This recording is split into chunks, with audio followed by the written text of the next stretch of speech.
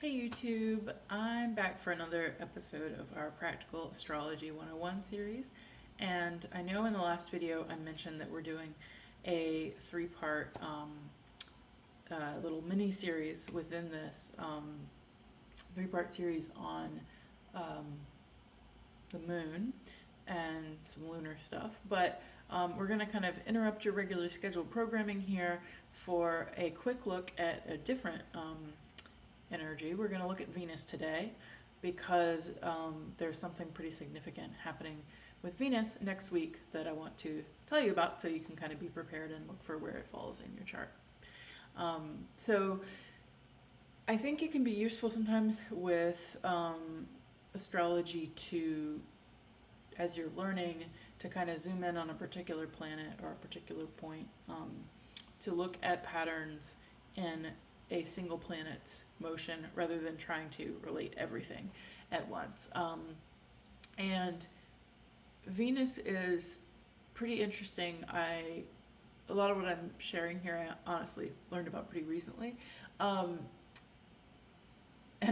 some of it starts to sound a little bit, I was jokingly saying to somebody that I started to sound like the Illuminati or something because it gets, I don't know, very like weird. But just to start out with Venus, what is Venus? What does Venus represent in astrology? So you probably have heard the association of Venus with love, with beauty. In tarot, the Empress card. There's a sort of divine feminine archetypes and associations with Venus. But also, Venus is not just about relationships. I think it is useful to note that Venus really highlights what we value, what we enjoy. So pleasure, but also like our core values as people, what we're loyal to, what we're devoted to. So Venus can really highlight what we consider important in our lives. And I find that to be, for me anyway, sometimes a more useful frame than just thinking about it as love. One thing I just recently, couldn't believe I only just recently noticed, but is that Venus, the Sun, and Mercury are always really close to one another. So if you look at your chart, see where those three fall in your chart, they're always going to be nearby. So in my case, my Sun and Mercury are in Pisces and my Venus is in Aries, one sign apart. Typically, those three aren't going to be any more than one sign apart. I think the most dramatic they could be two, but it's very rare. They move together, so you'll notice at a particular time that they kind of follow one another, and that a particular part of the chart, a particular sign, is always highlighted by those three at any given moment. So right now we're having a lot of Gemini energy. And again, it's funny that I never noticed that. I would sometimes think to myself, like, oh, like all these three planets are in the same sign, but that's very normal, actually. So you get that kind of emphasis as we move throughout the year. Right now, Venus is retrograde. It is specifically retrograde in Gemini, and there is a cycle in there because Venus will retrograde in a sign every 8 years. So you can, of course, retrogrades in general are a time of review, of reflection, not necessarily acting or initiating in the area that planet is related to, but having a chance to look back. So, looking back at what we value, looking back at what we enjoy, looking back at love or beauty, a reflection. And in particular, if you want to look bigger, then you can look to the last time that Venus was retrograde in the same sign. So this is going to happen every 8 years. So Venus was last retrograde in Gemini in 2004. 2020 minus 8.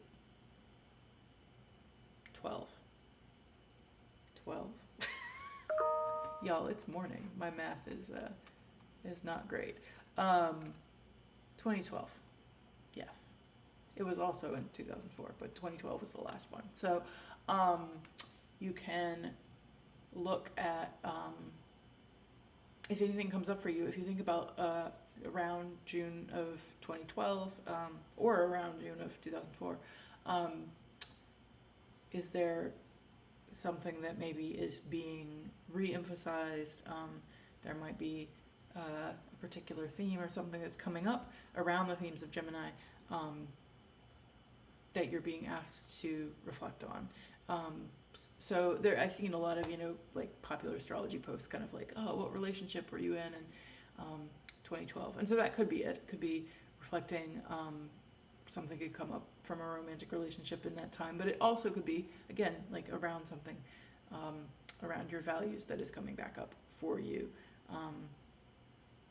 You can also look at the house where Venus is retrograding for you in your particular chart, to see kind of the area of life that this affects. So you might notice, for example, if it's in your 10th house of like career and public life, is there something that's coming up around that area that that harkens back to 2012? Now, specifically, the thing that I referenced at the beginning of the video that's happening next week that I wanted to do this video now because of is the Venus conjunct with the Sun. So this is a specific thing. Some people call it star points. Some people call it, I assume it's Kazimi. I don't think I've heard this word out loud. It's Cazimi. My brain wants to call it something like Jazima. This is a Turkish brain, because it looks Turkish to me, but I think it's probably Kazimi. These are particular points. So you could just call them star points if you like.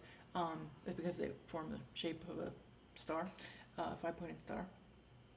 There are particular places that when Venus is conjunct Sun, it always hits the same 5 points more or less. They shift a little bit, but very little. So in your lifetime, they're probably going to be, most of them are going to be in the same sign at least. So this is interesting because it's like, it will always hit that point in your chart. So you can kind of check your chart to see if there is anything around those star points, around a particular one of them, and that might be a particularly emphasized Venus-Sun conjunction for you.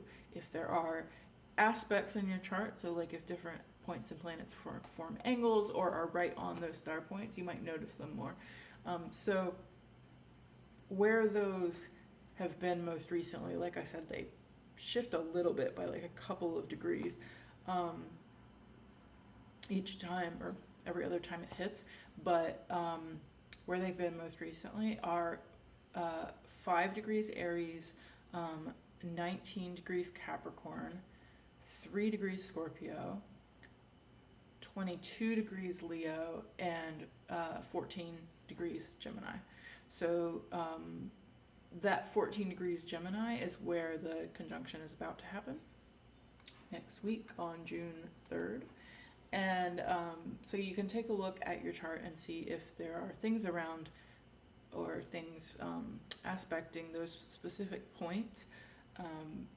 You might find that you feel it or it affects you a little bit more.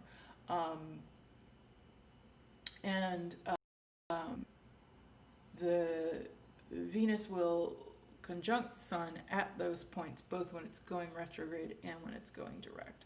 So, I mentioned it's an 8-year cycle. 4 years ago, Venus was going direct over the same point.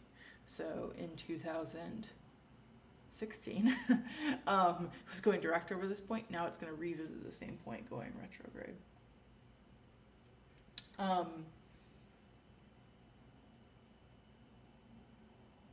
So you can check 14 Gemini to see if there's anything nearby or anything aspecting that point. It's going to hit next week. I mentioned that you can look back to the 8-year cycle or you can look back 4 years as well. So that's one kind of sort of story or cycle in your life that you can look at in a longer term. You can kind of see, is there a particular something that's coming up, or a particular kind of like cycle in the last 8 years that is meaningful to you. You can also, though, if zooming that far out is hard for you, you like, I can't remember what was happening last week, let alone 4 or 8 years ago. You can also take a look at the kind of story or cycle of one Venus retrograde to the next Venus retrograde period. So we're currently in a Venus retrograde. You can look at 2018 to 2020 as a cycle that we're ending, and then you can look at 2020 to 22 as a cycle that we're beginning. So you may find that it's more helpful to you, or that it's more interesting to pay more attention to that shorter cycle just between retrogrades, which are of course going to be in different signs. But is there something particular around love, beauty, enjoyment, pleasure, values that has been a story in your life since the last Venus retrograde, and what's different between that time in 2018 and now? You can do this with, by the way, with pretty much any planet, any retrograde period to the next retrograde period can be an interesting way to think of a story or cycle in your life. Astrology, if you're new to astrology offers a lot of these cycles, a lot of ways you could think of a story or a narrative or a particular period of time. So if it doesn't necessarily spark anything obvious for you, that's okay. You can, look at another one. But this is just something that's kind of interesting. And the star points to me are particularly interesting that it only actually hits in 5 places ever. Like I said, again, they adjust a little bit, over time. So it's not that it never hits anywhere else, but I don't know how to explain that. But I think it's kind of neat. So there you go. That's a little bit about Venus. And stay tuned. Next time we'll hop back into the moon. Don't forget to subscribe if you're not already, so that you will see these videos, and leave a comment below if you have any questions about Venus or observations about how this retrograde is hitting you. I'd be happy to hear them.